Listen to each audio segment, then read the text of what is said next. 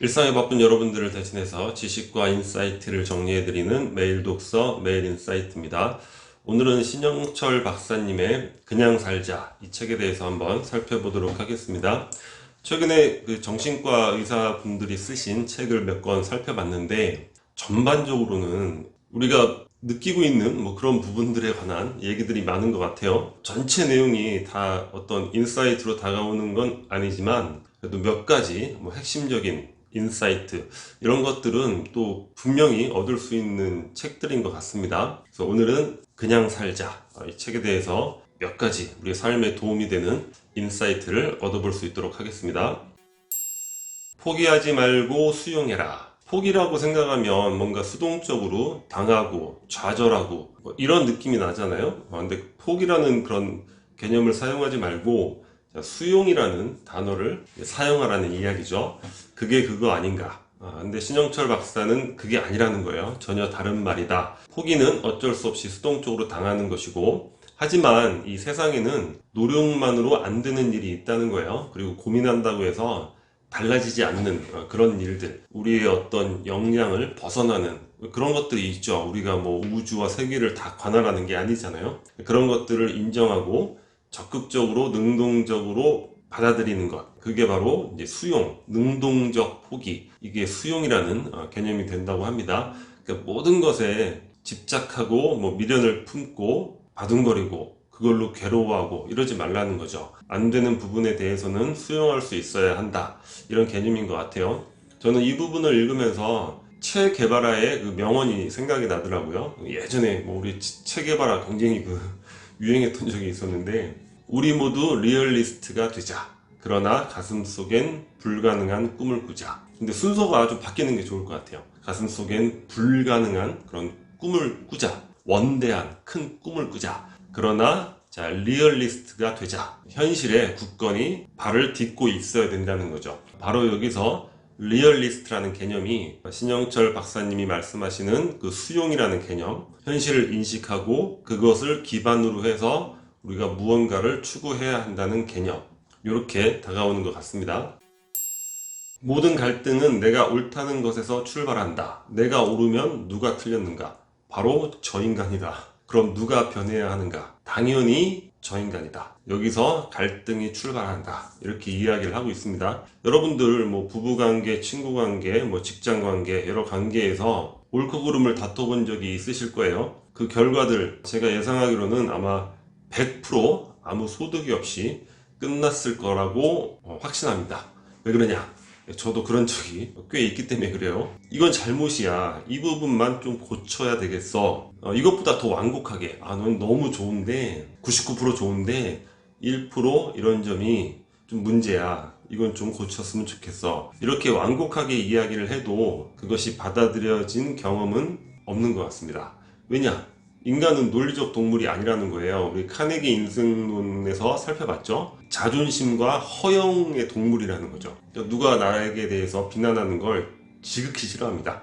그래서 카네기는 비난 같은 거 절대로 하지 말라고 이야기하죠. 위험한 불꽃이고 화약고, 심지어는 목숨까지, 생명까지 앗아가는 그런 경우가 생긴다고 합니다. 그러면 어떻게 해야 되는가? 이건 제 개인적인 생각인데, 그 상대의 단점을 좀 챙겨주는 거죠. 예를 들어서 상대가 너무 덤벙거려서 중요한 물건들을 놓고 다닌다.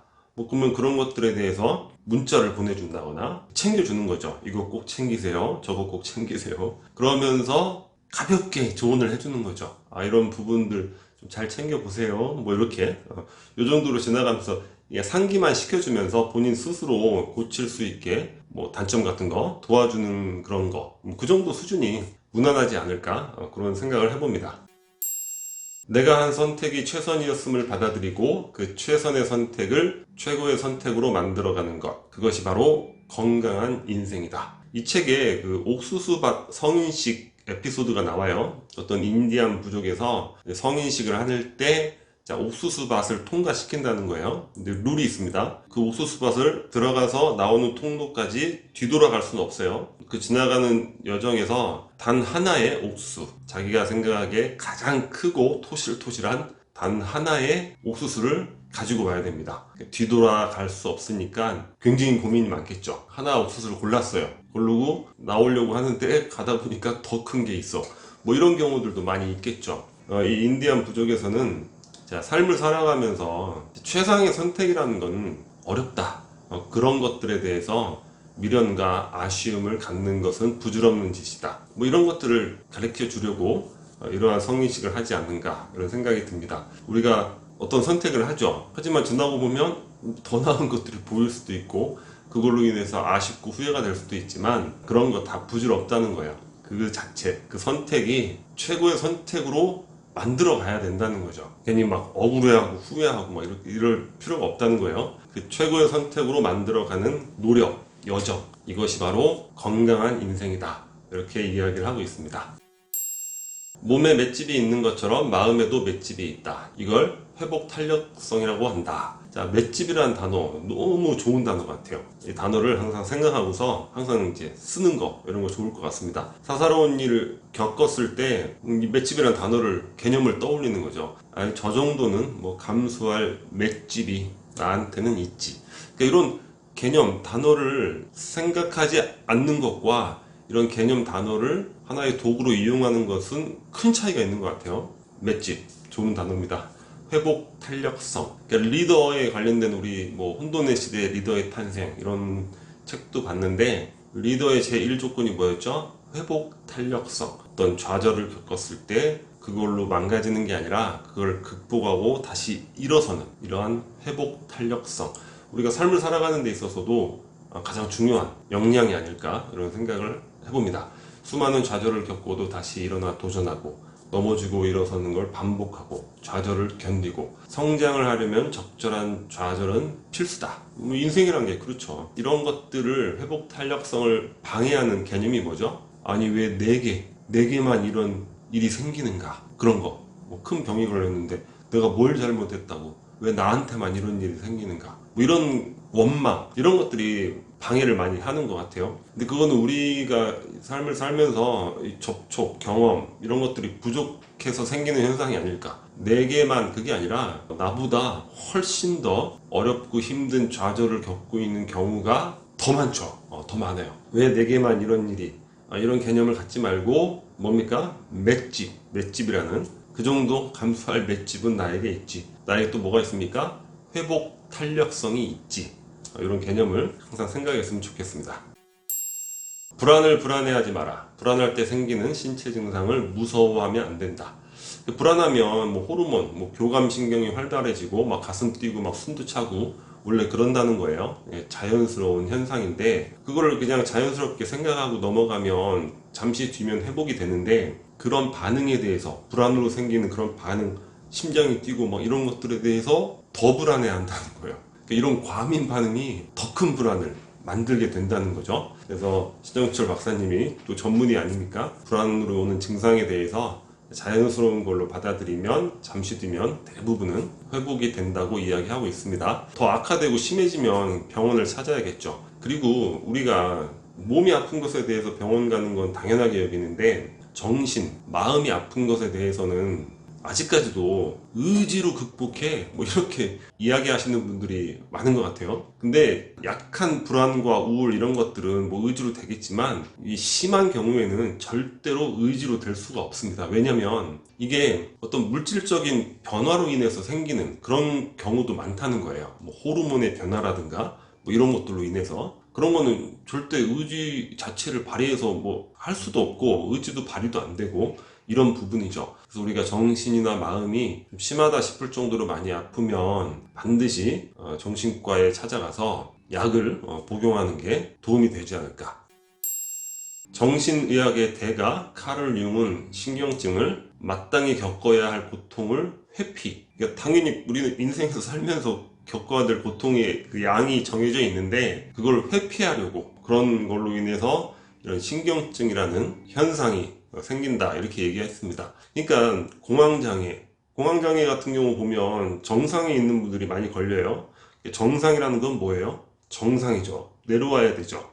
마땅히 겪어야 될 일이죠. 왜냐면 정상에 올라갔으면 당연히 내려오는 것도 생기는데 그 내려가는 것들 마땅히 겪어야 될 내려가는 고통을 회피하려고 공황 장애가 생기는, 뭐 이런 걸로 적용해 봐도 될 것 같습니다. 물론 모든 현상들이 다 이렇다는 건 아니겠지만 대가 카를 융이 이야기한 부분이기 때문에 뭔가 나름 또 진지하게 생각해 볼 만한 그런 가치가 있는 것 같아요. 마땅히 겪어야 할 고통을 내가 회피하려, 그걸로 인해 지나친 불안과 우울에 빠져 있는 것이 아닌가. 삶은, 인생은 고다, 뭐 이렇게 얘기하고, 기독교에서도 삶의 어떤 고난, 십자가, 자신만의 십자가, 이런 개념을 이야기하잖아요. 그런 것들 마땅히 겪어야 한다는 거예요. 여러 관점에서 한번 생각해 볼 만한 내용이 아닐까 이렇게 생각을 합니다.